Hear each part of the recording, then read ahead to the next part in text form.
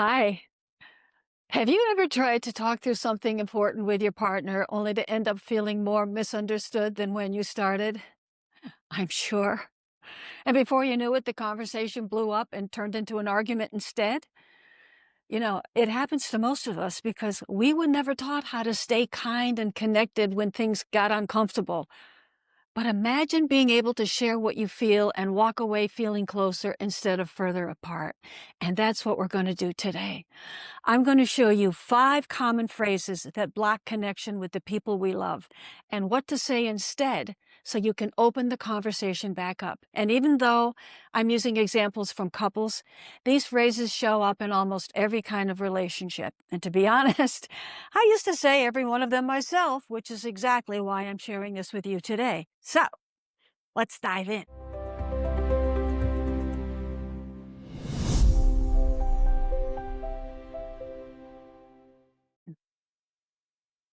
Now, this one cuts deep. Are you ready? You're just like your mother. Or you're exactly like your father. Or you're just like your brother. Or fill in the blank. You're just like. Now, when we say this, we're not making an observation. We're firing a shot. Because what we're really saying is, you're being like the person I never wanted you to be like, and here you are being just like them, so I don't like you right now. And we're probably a bit angry. So we go for the jugular. You're just like your father. Why? Because we know it'll hurt. We know they don't want to be compared to their parent any more than we do, and that's why it lands like a punishment, not a truth. And we're also belittling his or her family as well. And from personal experience, I can tell you this does not lead to closeness. But here's the thing. Sometimes it's true. He is being like his father. I am being like my mother. We do repeat what we grew up with. But the problem isn't noticing. It's how we say it and why we're saying it. Because when we use it as a jab, we're not trying to understand. We're really trying to punish. And that's the moment love takes a backseat. So here's the more mature way to handle it. Before you speak and use that no-no phrase, ask yourself, do I want to be understood? Or do I want to be right? Or do I want to punish? What is my intention here? Because if you really want to be understood and you want to connect with your partner, you don't need to bring up their parent at all. Try this instead. When you talk to me that way, I feel small and sometimes I feel hurt, and that may not be what you intended, but that's what's happening for me, and I don't like it. Now that's honest, direct, and non-punishing. You're naming your feeling, you're not attacking their identity or their family tree. And if someone says it to you, you're just like your mother. Take a breath before you fire back and say, well, that's hurtful for me to hear because I don't want to be compared to anyone. Let's not do that.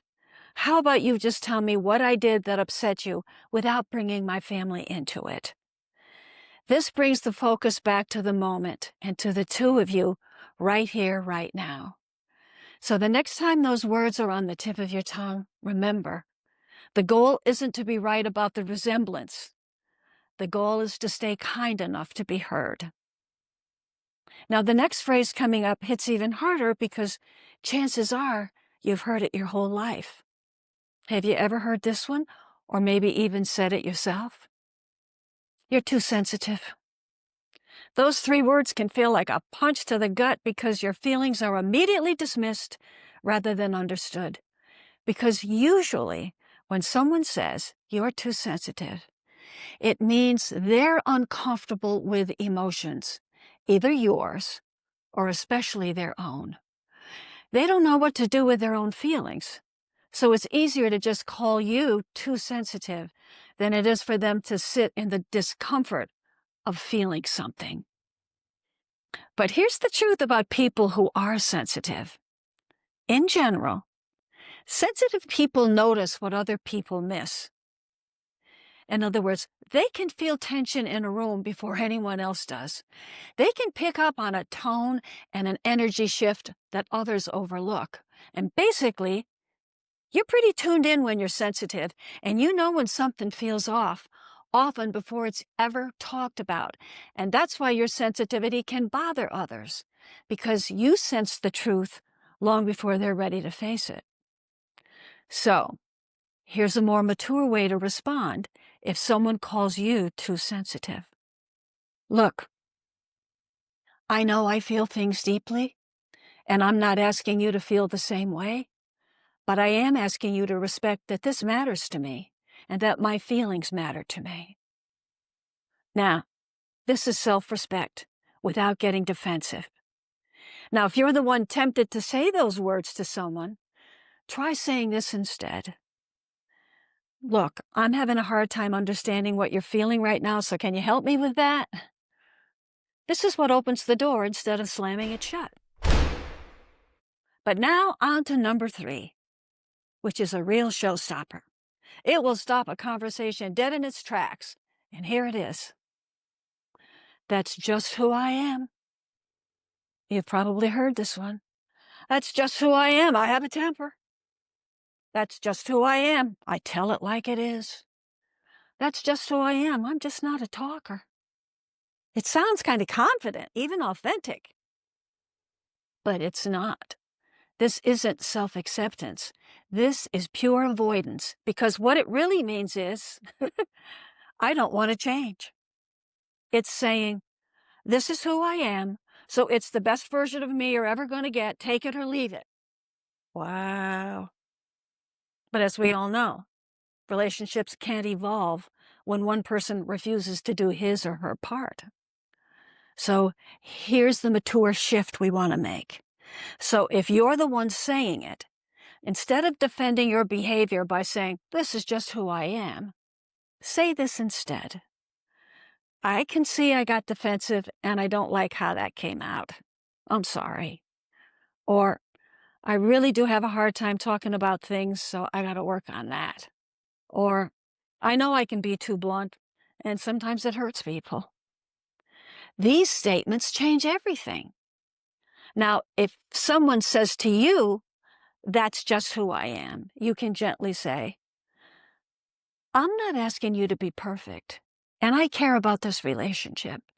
But it's hard to stay connected when you're basically saying, this is who you are and you can't change. I'm not trying to change who you are. I just want to understand what happens for you when things get tense, because that's when we seem to lose each other. Now, that's good communication, and that's how love grows. Number 4 is everyone's favorite guilt trip. Ever heard or said this one? Okay.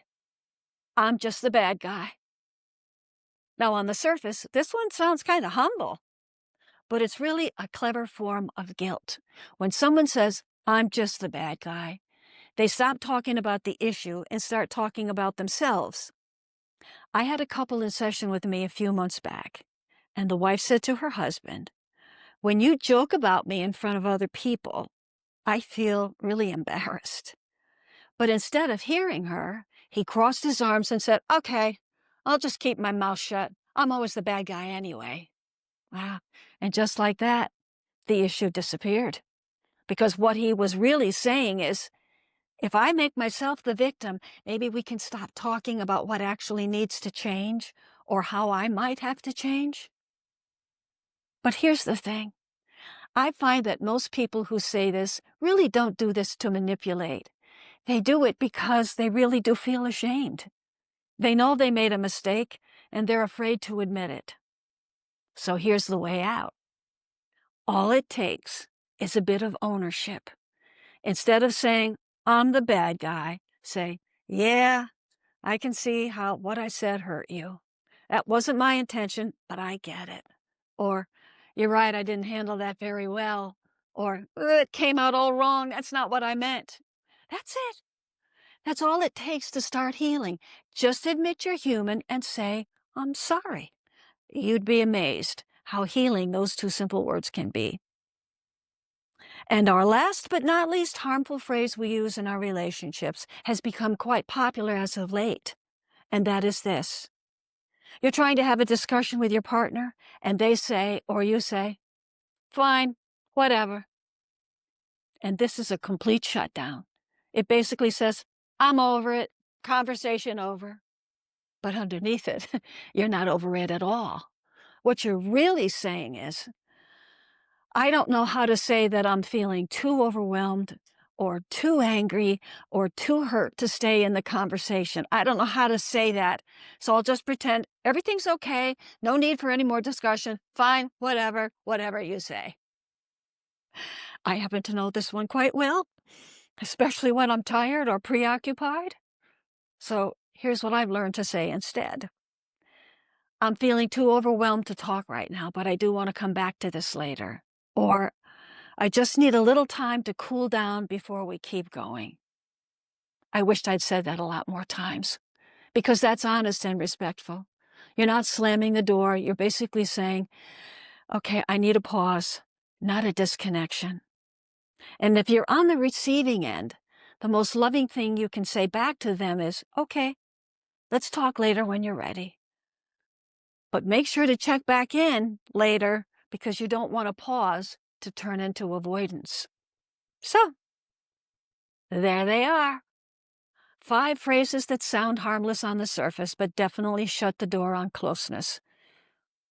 Let's be honest, we've all said them, and it's not proof that we're bad at love. It's proof that we're human and still learning how to love better.